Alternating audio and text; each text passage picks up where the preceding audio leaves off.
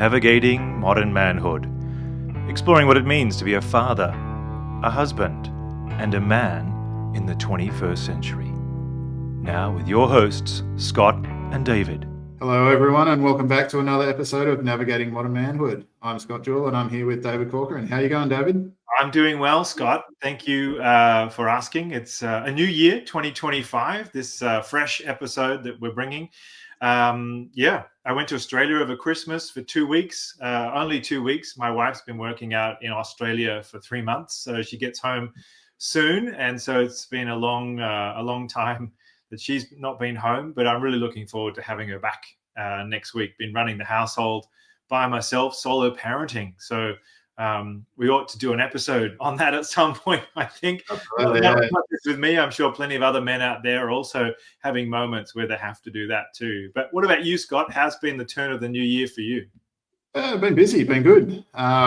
Really gratefully had a white Christmas finally after 8-9 years here in Slovenia. So scored that one pretty happy. And just working with goals and setting them up and moving towards them and achieving some already, which has been great. And just keeping that focus on growth. So great. I've been enjoying it. And I think that brings us to a topic today. I've seen that you've got a personal goal or project, I can say, that you've been working on. And the topic of conversation has actually popped up for me through speaking with clients, through businesses, and then also just general conversations. And actually reading one of your articles is sort of stimulated this for me. So let's dive in. And before I say the topic, I just want to ask you, what's your personal project for this year? Yeah, cool. Thanks, Scott. Well, it's actually an inspiration from my oldest son. So they're at school, he's in high school, and he, as part of his curriculum, all the students in the year level are asked to complete a personal project. So my son's very much interested in engineering and architecture and wants to move in that direction at some point.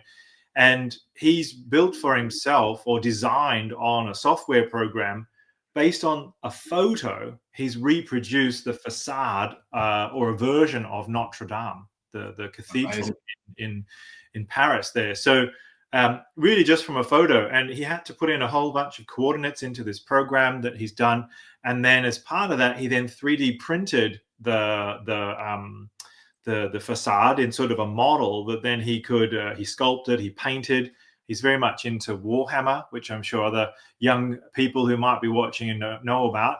And Warhammer figures require a lot of intricate detail. And so he spent hours then using his skills from Warhammer, painting his model. And now, this weekend, he's got to do a report on the whole process.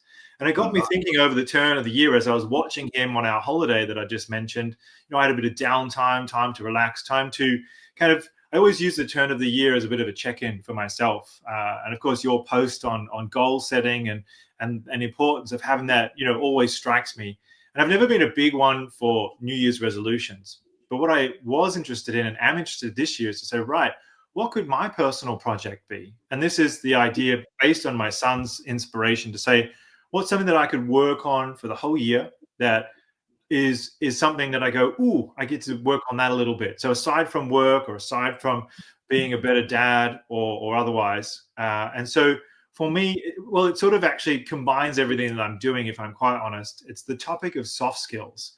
And part of that came up for me because at my university where I work at, I was invited to be part of a soft skills think tank. And we want to make sure that we've got soft skills in our business programs, in the faculty, so that everyone gets kind of to develop those skills. And eventually I'd like to do more research that might end up leading towards a PhD or something like that. And so, but I got really excited. And that was the key factor for me, Scott, is that I was sitting there in Sydney thinking about my values, thinking about my 2024. I was using some of the methodology from 6 seconds to kind of go through that process. And I wrote an article on LinkedIn about it all, which may be what you're referring to before that you saw. That's one of them. Yeah. I realized that why not turn this into something more where, in fact, I've got this little notebook here, which has the word observations written in it. And so very cool. What I want to do at some point is maybe go and do some personal research where I sit on a corner in a cafe and I'm watching people, with a social scientist kind of hat on, investigating what are people doing, how are they doing it, what forms of, because it's not just communication. There's actually 10 different soft skills, and I can share with you later some of the ways in which I've come across this information. It really is about a whole range of things. But my personal project is basically me finding little ways to nurture different skills for myself. So at the end of this 12 months, I hope to have read a lot of articles. I hope to have done some personal research that is not just, it's informed by my colleagues at the university who can support and mentor me, but it's done unofficially. So it's not part of a program or a PhD at this stage, that I can learn and grow, basically, to build my skills in an area that I see my language work, my EQ work, and my cultural work, all the different aspects of how I help people kind of coming together under an umbrella. But what about for you, Scott? You mentioned before we got on the call here that you'd also noticed a few things. Yeah, no, that's beautiful, and it's great that your colleagues can keep you accountable. And I think certainly that's one of the things about soft skills is that it's not case specific to a certain area of life. I think it's everywhere. It's a skill that needs to be developed and trained from ourselves and grow through in every area of life. So yeah, that's awesome. And I really love it how just, the stimulation and the excitement came from your eldest son and it got there. And I think that's one of the things that a lot of people don't actually do is when they have this excitement and this great idea is that they don't jump and grab it with both hands. So kudos for doing that. And yeah, soft skills. Give me your definition, because there's lots out there. A lot of people find it difficult to define soft skills because there are quite a lot. Let's run with your definition. Let's see what happens. Yeah, well, I'm going to just quote research that I've come across, really. They say that soft skills are the hard skills. You can think about it, soft skills in the modern sense are the skills that apply to any occupation or across any industry. There's a great TED talk by a person from the Netherlands who talks about this idea of wings, and he described it like a Vitruvian man, that our vertical skills are our soft skills, in that they are in our personal lives, our professional lives, any industry we work in, any job we go from. The horizontal skills are the hard skills. These are the skills that we need to be taught, how to use a program, how to operate a process, what the production is in your job or so forth. So what they are is, well, I can list off some of them that I've gotten from my Let's go for the 10 that you said before. Yeah. So there's one that you focus with. So what I did is I used Google Scholar and some of my resources at uni, and I've got about 30 articles that I downloaded, and I put them into Notebook LLM, a new AI tool from Google.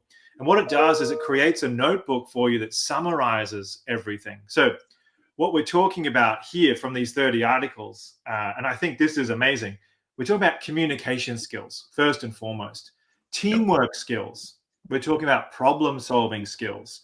We're talking about interpersonal skills, how we relate to each other, emotional intelligence.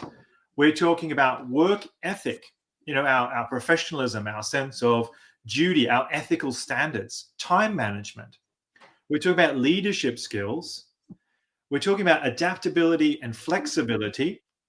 We're talking about critical thinking and curiosity, or that idea of knowing how we learn and having a passion for learning, like through a personal project, or like this being our personal project as well, to inspire and help more men to kind of come to these areas. So what I've understood, because that's a lot of skills, 10, 11 different things there.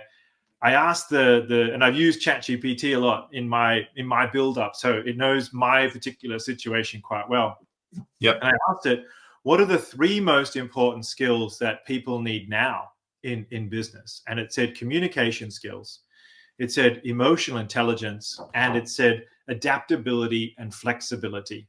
And when you think about that, it's not only can you give an effective presentation, can you write a good email in a personal or professional sense, but can you get up and speak in public? Can you give a toast? Can you also, in these one-to-one situations, communicate effectively?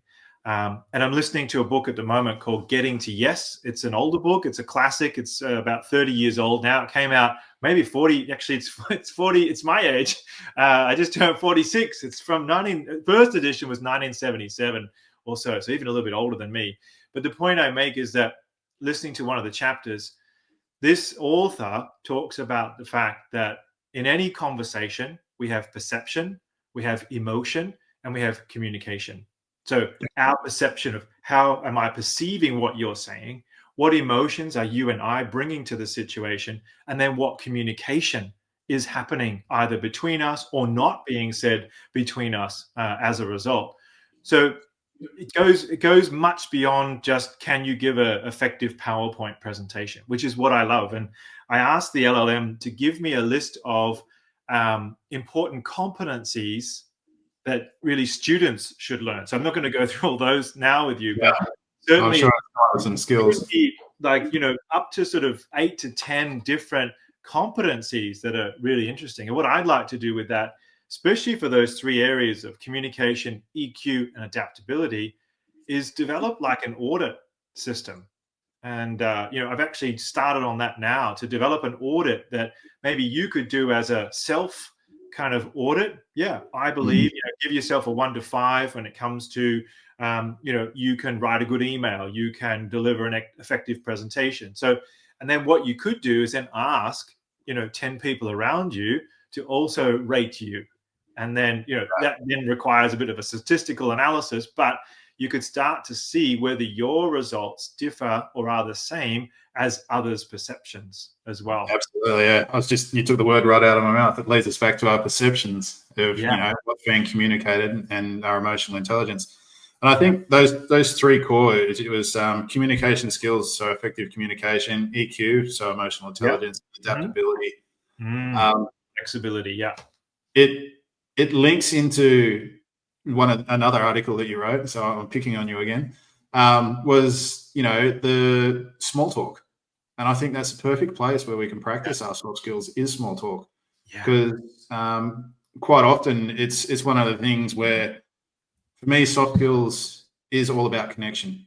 It's how we create connection, which leads to our relationships, and it's how we can be more effective and productive in what we're doing. So it can be in daily life or in business.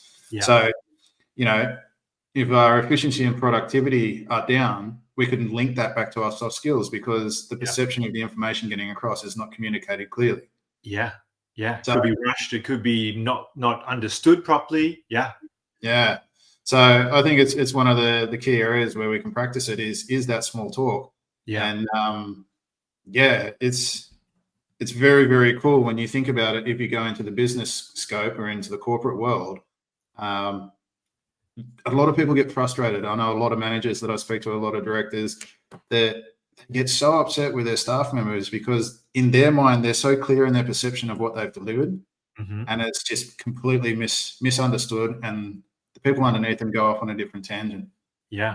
So this is where soft skills really becomes important. And as we said before, it's not just everyday life, but it's everywhere.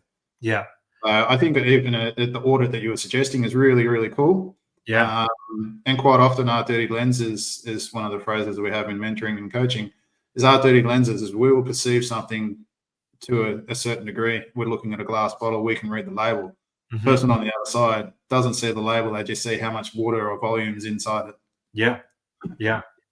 So if we can develop that and actually, maybe not just for the year as a personal project to develop our soft skills, make it a lifetime project 100%. So that everybody around us, and one of the things is just our presence in ourselves in any situation is it cannot do anything but have an impact on those around us.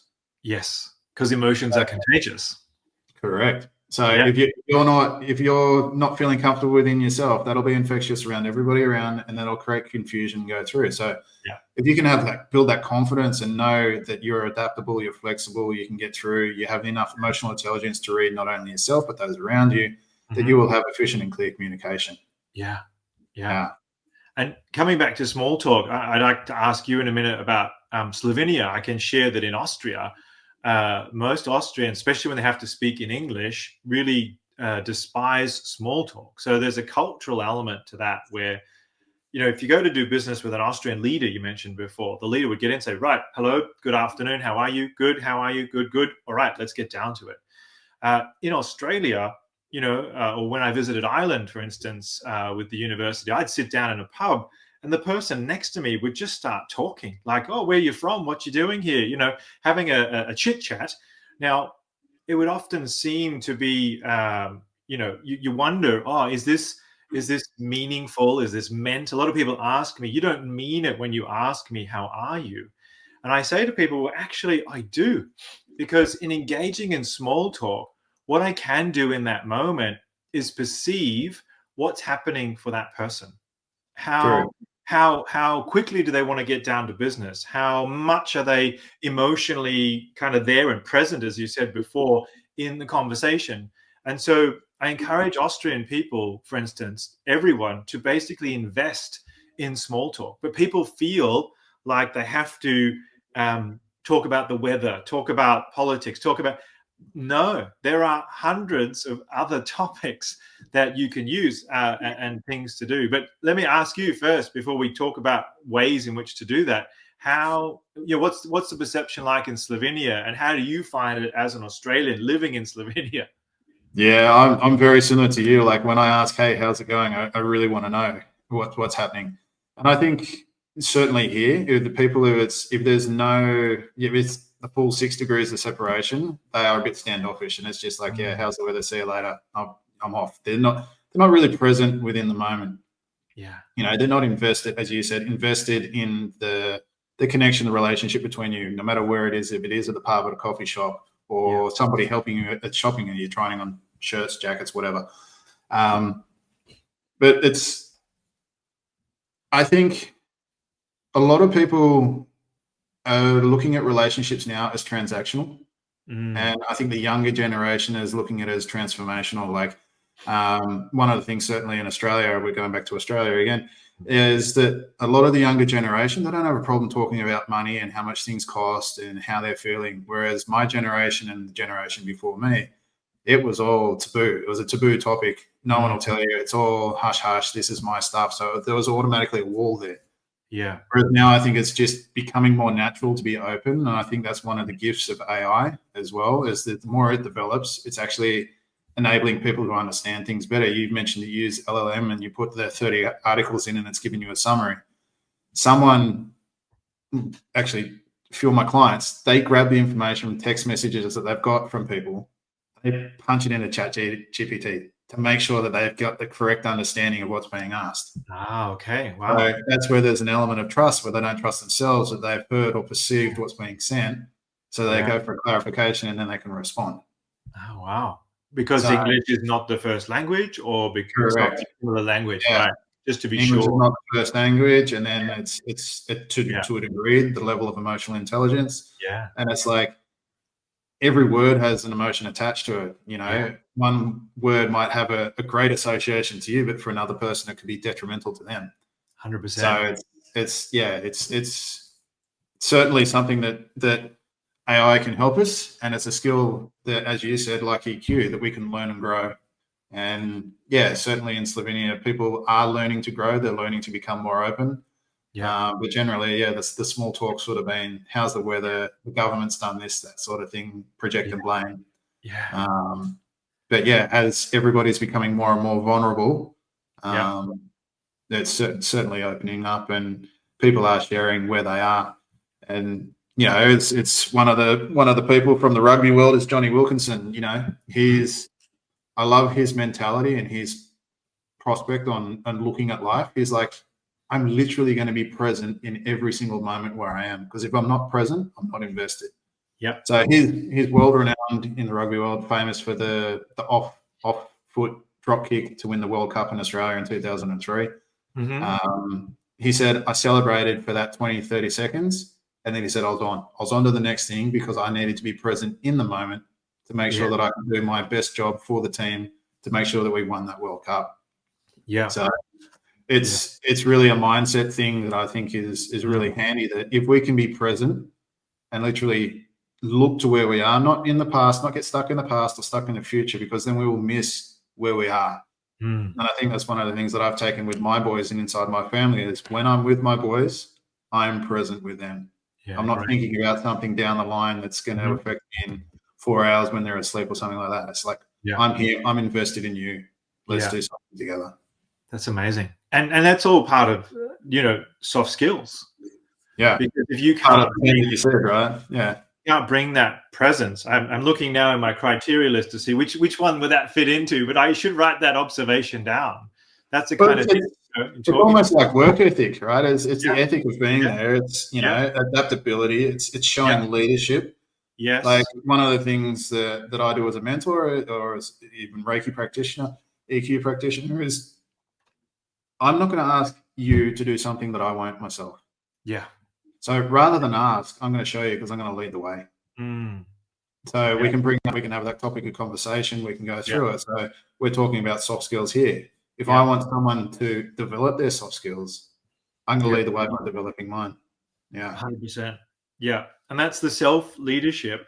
Because often, leadership skills, we think of, even here, it talks about guiding and directing others, vision and goals, as we've talked about earlier, communicating that clear vision. But like you said, it starts with you, with your boys, being present. Just saying, right, I will be mindfully present in this moment and put the other stuff away, sit down and, I played a computer game or two with my son yesterday. He loves to smash me in Smash Brothers on Nintendo. And so I know I'm building his memories. I know I'm building his moment where he's like, oh yeah, my dad used to sit down with me and we would play computer games. Yeah. Not all the time that I'm doing that. And he knows it's not something that I do personally. So he knows that I'm making that effort to be with him to do that, And then we watched Narnia, which it's a great movie series for my son who's 12. But yeah, it's that presence, isn't it? That a leader coming, back to our topic from before, when a leader comes to a meeting, we know whether they're present or not. If they just turn in, hi everyone, how's it going? Good. Oh, how's everyone feeling? Oh, great. Yeah, let's get down to business. And they forget that opportunity to be vulnerable and to connect. Correct. Then it only takes 5 minutes. And I had a workshop during the week with some leaders in audit and in compliance. So very much people who are dealing with the lay of the law. And it was a communication workshop. And I asked them, what topics do you think would be better for small talk than just the weather and, actual work that we might be doing? And they came up with, where you're from, your educational background, where you might be vacationing, which is great around July and August in Europe, as we know, hobbies that you've got, even sport or the news. Now, I question them about sport and the news because sometimes, we get into gossip or if we're talking about sport to the wrong people, then it just goes over my head. And also children. But then the crucial one here was deeper stories. So we're both Toastmasters as well, Scott. And so I'm sure already in your club, you've had a few table topics moments where we do an impromptu speech where you've brought a personal story, or you've seen people bring a personal story and you watch the room go, and they somehow build the resonance between people suddenly becomes hooked. Absolutely. And that's where you can trigger that last skill that you mentioned in your list at 10 or 11 was curiosity. Yeah. If you can trigger somebody's curiosity, you've actually got their attention. You've got them being present. Yeah. So it's cool. And I'm just going to jump back to with your boy as well, is unbeknown to you is you're actually teaching him emotional intelligence because he knows that you're not that good, but you're enjoying the moment. Even though you're not winning, you're enjoying the moment, having fun time with him. Yeah. Yeah. And he watched me get more and more frustrated, I have to admit. So there's like so many elements to it. And I think that's one of the things around soft skills is we might be focusing on one. It might just be, as we've been discussing this leadership, we might be focusing on that, but you're actually working on everything else that's in the background. That's it.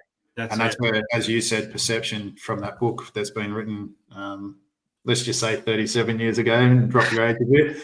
But you know, from, I think you said 1976, but it's literally hit the nail on the head. Yeah. It is that perception. It is the emotional intelligence, and it is the effective communication. Yeah. Well, actually, I So see here on Google, originally published in 1981. So maybe it was first talked about in the early years as an academic thing. But getting to yes, it's called Negotiating an Agreement Without Giving In. It's actually a book on negotiation. That's what I love about some of those, is that because negotiation falls under, I think here, certainly under problem solving and or teamwork skills in terms of the list of competencies that I've got here. it'll drop into adaptability too. Yeah, that's it, and being able to arrive at a solution together. But I'm just feeling already, listening to these authors, it's also where the Harvard Business negotiation project came out of, these two authors and a third author that joined them. But yet fascinating to think that it's all down to communication, connection, and building the relationship. Yeah. He said something yesterday along those lines of, you can't negotiate if you don't know the other person. If you know a stranger. Yeah. So 100%. You don't know where their argument's coming from. Yeah. They might actually be in agreement with you, that they're on a different parallel. Yes. And because it's not under the way that you are, you can't negotiate. There's my quote: turn a stranger into someone you know. Brilliant. So small talk, when we think about it, is turning strangers into someone we know. And we've all had those moments where we saw someone, we met them, and we thought, oh, who's that person? And we've made a judgment, our perception. Then we've had an emotional reaction, perhaps even based on a trigger or what they've said, and we've immediately put up that wall, that barrier, as you said before. But we have to go beyond the barrier and smash through the border and say, right, what's behind that? Who is this person? And maybe you still, after that time, if you get to know them, maybe you still agree with your original thought, but more often than not, it's altered, isn't it? Somebody 100%. says, and we see people for who they are. Yeah. They want to be, what they're presenting as well. Absolutely. And that's key in the corporate world as well. Like, I keep jumping back to it, but it's, quite often is work colleagues, they'll get frustrated with each other because they're working on different paths and they're not meeting in the middle. And as you said, ask them to go deeper, have those deeper conversations, questions, figure it out. Yeah. Because if you can not trigger somebody, but if you can capture someone's attention with an understanding of who they are, so turn that stranger into somebody that you know, if you can capture their attention, and then you can communicate in a way that's got their attention to get what you're afterwards, what you're after, you can actually meet and work together, and it increases the efficiency in the team and the effectiveness of the team. Yeah, absolutely. And hold that space for remote work environments. More and more work now is being done remotely, which is great. We all get to have that flexibility and adaptability to work from home or work from here and so forth. But the trade-off of that is that we no longer have those abilities to get to know people. And I think I mentioned that in one of my articles, because, we get onto a remote call and people go, right, how's everyone? Good. Don't want to waste time. And we get straight into the meeting. It's usually though the time before the meeting and after the meeting, which we don't have in a remote environment, where people can, walk back to the office block or go down to the cafeteria to get a coffee together. Those small moments of connection that are much more difficult in a remote environment. One of my work areas is fully remote, and I sit here in Vienna, and everybody else sits in other places. And I had quite a deep conversation with someone the other day, and I said, I don't believe we've built enough trust. And I say that I feel responsible, that I don't feel, I have done my part on that. So I admitted, not certainly guilt, but certainly that admission of vulnerability. I would like to do this. I would like to bridge our connection. How can we do that together? And the other person responded very well. And so we were able, through that call, to actually reach a new level of deepness that I don't think existed, because we've only ever met in a group environment in a group call, and we all, we might do activities on emotions and things, but we're not really connecting in the same way. And so we move forward and say, well, let's connect at least once a month for half an hour. And then as a group, we're planning on a kind of a coffee call each week. Now, a lot of organizations might say, well, we're doing that. That's great. But are you doing it to tick a box, or are you doing it to really build connection? And that's what we're doing today. Yeah. And I think that's why a lot of big organizations, like we've seen in lots of movies as well, and it's written in lots of books, is the importance of the coffee machine at work. Yeah. Now, a lot of managers will get ticked off because someone's spending 10 minutes or 15 minutes at the coffee machine having a chat, and they see that as wasted productivity time. Yeah. Yet, as we've just mentioned, developing that soft skills develops the relationships, which develops the connection, which develops the understanding and the communication, which therefore increases the effectiveness. Yeah, because you learn about your colleagues, you learn about what's happening in the undercurrents of the departments. Correct. Yeah. And so like your vulnerability with your client by saying, I don't think I've developed enough trust there. You've got them curious. Yeah. Automatically by triggering that within them, they're like, right, how do we build that? So by building that trust, you'll increase the effectiveness with your client or with, that friend. Yeah. With the team member. Yeah. 100%. And I hope it will, pay dividends in that way as well. So coming back to our definition, at the very top, we talked about, well, what are soft skills? A lot of people now relabel them as essential skills, or this TED Talk was labeled by, I've got it here, it was one of the last TED Talks I did by, he called them WINGS. In fact, WINGS was an acronym for, let me see if I can find it. The talk was by the 5 primary skills for the future of work. Walter van der Velde did a TEDx talk, and what he described were kind of attention management, creativity, critical thinking, self-management, and social intelligence. But WINGS itself stood for, and I need to find it, work and industry neutral growth skills.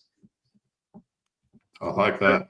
He was applying it to a work context, work and industry neutral in the sense that these are not specific skills to one industry, but they are growth skills. So I think that, part of my personal project this year is to investigate all the models, all of the ways in which people are trying to formulate this, and a lot of attention, over the years. If you think about Dale Carnegie's books, How to Win Friends and Influence People, that's about soft skills and social intelligence.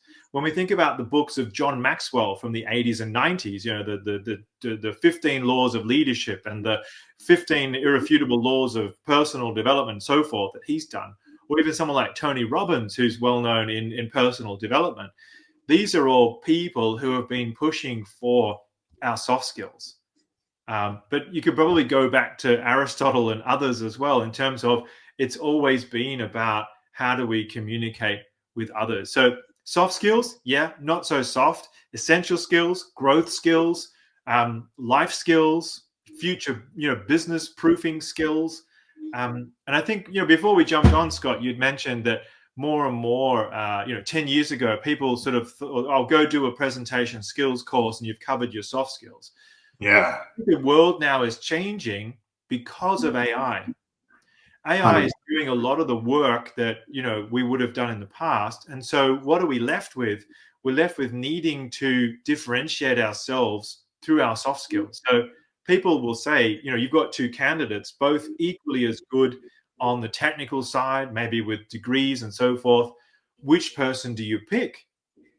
People will pick the person who is perhaps better in their non-teachable soft skills. So they can be taught, but companies aren't investing in the same way as perhaps universities should be, perhaps high school should be, and that the foundation could be set even in primary schools and kindergartens. Yeah, certainly. And I agree with that, because one of the other definitions that I've heard it called is core skills. Core skills, yeah. I think it is. It's core to the human being's nature. All of us. It is. You mentioned it there as well. Life skills. Yeah. It's who we are at our core. Mm. And we know as we grow from kids to young teenagers, adolescents, into young adults, and then adults, and as you go further on, is that we're constantly changing, we're constantly growing. Yeah. And if we can take those core skills, those soft skills, and develop them the whole way through life, we'll be in a much better situation. Like for me, Toastmasters, you put me up in debating, I remember year 6 or even younger at school, I was horrible. Man, I was pooping my pants, everything. I was stuttering. I didn't know how to have a clear conversation. Yeah. Whereas now, as I've developed those skills and put myself in situations where I needed to communicate, I've become more and more comfortable in doing so. Now, I would have never have done a podcast Yeah. 10, 15 years ago. Never. Not in my life dream would I ever thought of it. Whereas now I know that it's a skill that I can develop and share, and it's another way of communicating. And if we can just get one person to be curious Yeah. and then go and investigate, Yeah. for me, job done. Job done. Yeah. So that kind of comes to a good question is, where and how can people, and I don't have answers for this yet, but where and how? So you mentioned, growing up, if you've had good parents or mentors, school teachers and figures who have kind of given you a good role model, as you said before, as we do for our kids, that's great. But a lot of people don't have that. And so they might sort of go through the stages of life and they get to adulthood and wonder why they don't have good relationships, or why they keep, why the same patterns kind of keep coming up for them. And so I would say that, we can't solve the world's problems here with soft skills, but certainly, we need to, at all stages, kind of consider this, which is why I'm doing it for university stages, because people then go on from a master's degree into new roles or occupations. And I hope that a couple of years with me, or a couple of semesters of doing these kinds of things, will lead towards people speaking better, being more emotionally intelligent, and being more adaptable and flexible, as well as having had a touch of some of the other skills that we've talked about today in this list of 11. Yeah. Go back to high school, it would be great to see Toastmasters type clubs in every high school across the country, across the world, really. I mean, they do have gavel clubs for under 18s as Toastmasters as an organization, but there's got to be other ways. And I hope it could be a topic that more men, for instance, could realize that we are role modeling for our boys. Yeah, and I think literally where you are in the international business communication, being a lecturer there in the university is essential, because traditionally you look at it, the kids that were picked on at school because they were intellectually smart ended up becoming those directors, the upper level management. And because they were picked on at school, they didn't have that communication skill. They didn't have those life skills of, the soft skills to effectively communicate, to get their emotional intelligence through and understanding, and, lead the team. So that's where traditionally there has been that sort of split level between the upper level management and the working class underneath them.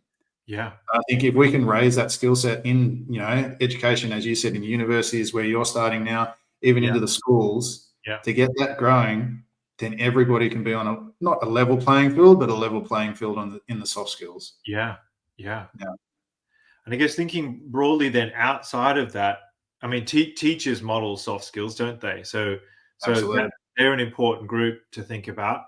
But maybe for those who aren't in those situations, finding a coach, a mentor. Reaching out for support, Yeah. A lot of people see that as a weakness. It's actually a strength, because it's willing to say, hey, I don't have the solution right here, but I'm reaching out for support so that I don't stop. Yeah. And this is one of the things, I saw a quote somewhere on Facebook or Instagram, I'm not sure where it was, but it went along the lines of, if you don't reach out for support, you've actually given up. So do you want to be a person who gives up, or do you want to be a person who continues to grow and succeed at what they're after? Yeah, great. Oh, wow.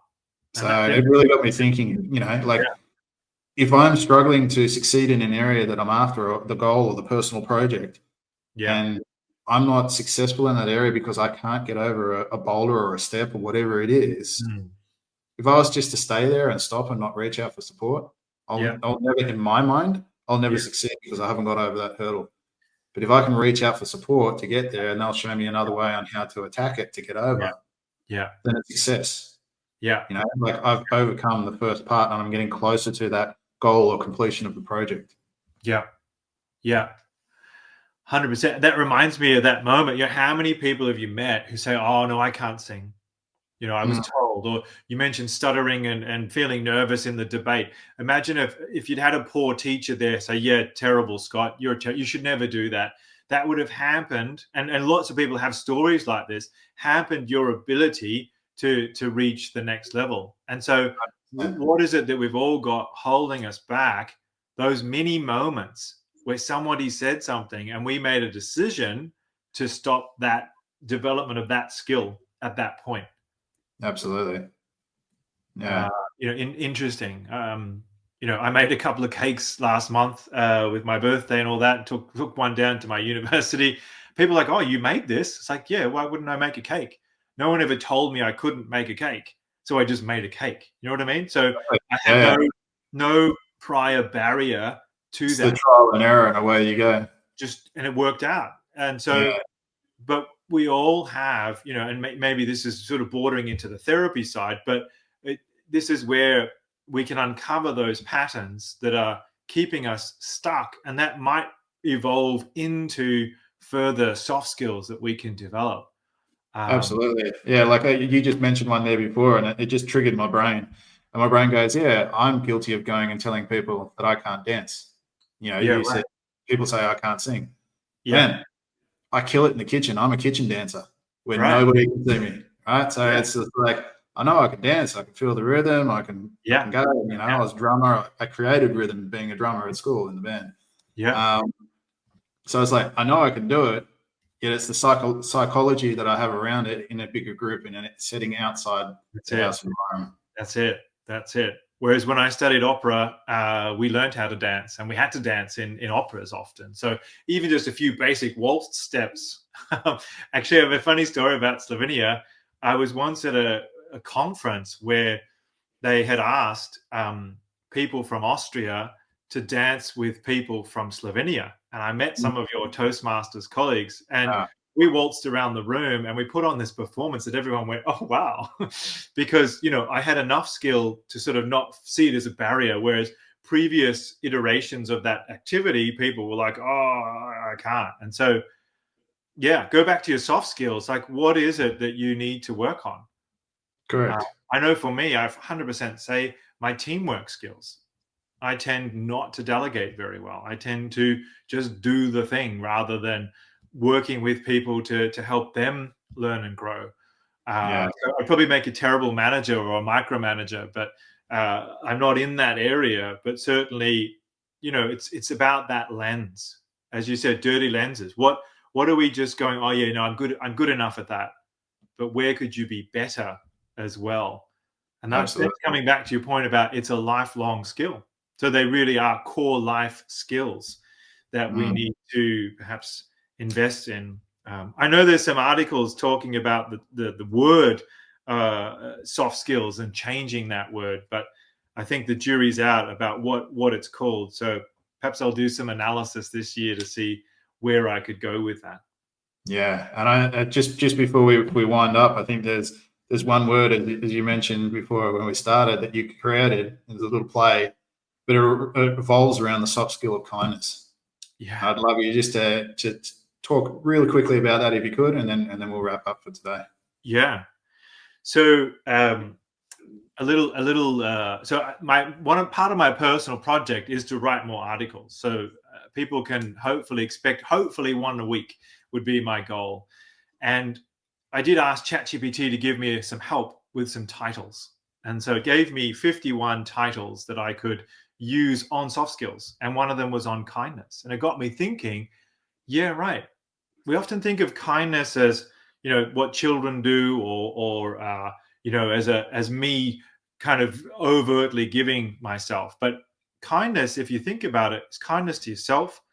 It's presence. It's I'm choosing in this moment to do something for someone else. So it is an act of empathy, but I'm doing it in a way that I really have to think about what what do they need. I might give you something and I think I'm being kind, but I'm just doing it for my own sake rather than giving it and thinking about you. And so I realized, through thinking about it, that what we talk about empathy, when we talk about, other emotional intelligence factors, it's really about coming back to kindness. And can we be kind? And if we're kind to someone else, then we're putting their needs, yes, before ours. But in doing so, it's like if you give someone a gift. If the gift is not acknowledged by the gift giver, then the gift giver, from the person receiving the gift, then the gift giver doesn't sort of fulfill the transaction. It's like Correct. in communication, if I speak, but I don't know if you've heard me, it's not really a conversation until I know that you've heard me through rephrasing and so forth. So same here with kindness, that, it's focused on the other, but it's also something that nourishes us. I think Yeah. that's the really nice part about things like that. And that's where it's transformational rather than transactional. Yeah, It is a yeah, transactional moment where you're giving the gift, but it's yeah, actually transformational for the two of you and the yeah, relationship between you. yeah. Yeah, and I think maybe, I mean, it comes back to that idea of give to receive. But we often think, as you say, in a more transactional way with that type of a phrase these days. Well, if I do these 10 tasks, I'll get back those 10 tasks from someone. But where I got to in the article was just like, go beyond that, go Absolutely. towards kindness, go towards, and coming back to your communication skills. That's where you can start small talk. Be kind, be open, be vulnerable. So yeah, it was a nice article to think about for the week. So as I said, ChatGPT has given me a nice list, and each week I plan to just do some research, some thinking, and bringing in all these elements of what I've studied in the last years, and where I get to work with my university students to kind of understand what could be helpful to people throughout the year. So I'm more than likely to cover these 10, 11 areas. And I laminated this sheet because I know that I want to look at it so often, and I want Not to to be able describe. to keep it in good quality, which is great. And I would say, maybe for those who have watched this far, thanks for getting through. If you're interested in developing your skills and you like reading, I just have them here on hand to be quite, it wasn't my intention, but two books that I think are really great. The first one is relatively new. It's called Super Communicators by Charles Duhigg. He really talks about people who are really up on these soft skills. And the other great book from a few years ago that I read during COVID, in fact, was Words Can Change Your Brain. And you mentioned that before, Scott, and that's written by Andrew Newberg and Mark Robert Waldman. Two books, I mean, amongst many, many books, but I listed some of the books here that on my list that I know have been influential to me to develop these soft skill concepts, or at least to provide a framework for my students so that it's not just go and develop your soft skills, but where and how and what should you focus on. So yeah, and the audit is coming. So I've used ChatGPT again to find some questions and some audit questions, but I want it now road tested and see what needs adjustment and what else I can add to really flesh this out into a useful way in which we can start thinking and being more aware of what we want to do, which allows us to be more intentional, doesn't it? Absolutely. Yeah. Absolutely. Brilliant. And I think once you've got that audit set, mate, we might put a link out to you that someone can, if they're interested in getting an audit, they can contact you and get it. Yeah. Brilliant. Yeah, certainly this conversation's been enlightening, and I've got a book as well next to me, The Courage to Be Disliked. You got the Oh my same one? God. Here it is. That's the Yeah. bad boy. So, one of the things it says in here is all the problems that we have in life are interpersonal relationship problems. And I Wow. think it's put a Yeah. different light on it for me, is that all the interpersonal relationship problems we have essentially come from our soft skills, Yeah. our soft skills with Yeah. ourselves. Yeah. Our core So, life skills. Yeah. yeah, Brilliant. that's a whole new perspective on that one for me. So thank you. And I think to wrap it up for me, the three things out of your list of 10, 11 that you said that I'm going to focus on for the coming month is certainly be more curious, go with curiosity, have some more critical thinking, and certainly play with my time management.